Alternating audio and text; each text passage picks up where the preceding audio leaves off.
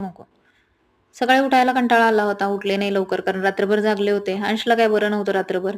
तर रात्रभर जागरण झालं मग माझं पण. नंतर सकाळी ऑफिस होतं. उठले 8:30 वाजता ऑफिस 9:00ला. मग काय बनवणार? नंतर दुपारी 1 वाजता म्हटलं चला काहीतरी आपलं काहीतरी खायला पोटापाण्याची सोय करावी. म्हणून खिचडी भात बनवायचा विचार केला. तेल घेतलं, तेलात जिरे, मोहरी, कढीपत्ता, लसूण आणि शेंगदाणे घातले. शेंगदाणे अंशला फार आवडतात आणि त्यानिमित्ताने तो भात खाईल तरी म्हणून शेंगदाणे बरं का, दुसरं काही नाही. त्याच्यात नंतर थोडेसे तांदूळ घातले, त्याच्यात डाळ घातली आणि धुवून घेतलं होतं हे एकदा आधी वेगळं.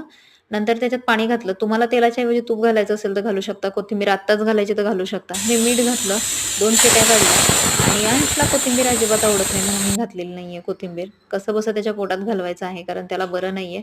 तुम्हाला वरून तूप टाकायचं असेल, तुपाची धार द्यायची असेल तर देऊ शकता. मी काही नाही तूप घातलं. अंशला लिंबू आवडतो, मला पण लिंबू फार आवडतो. म्हणून या खिचडीवरती मस्त असा लिंबू घातला आणि मस्त ताव देऊन खाल्ली आम्ही दोघांनी. तुम्हाला व्हिडिओ आवडला असेल तर चॅनलला सबस्क्राईब करा. काही सजेशन असतील तर नक्की कळवा, की मिनी व्लॉग बनवायचे, रेसिपी व्लॉग बनवायचे का पण मराठी स्टेटस बनवायचे त्यानिमित्त.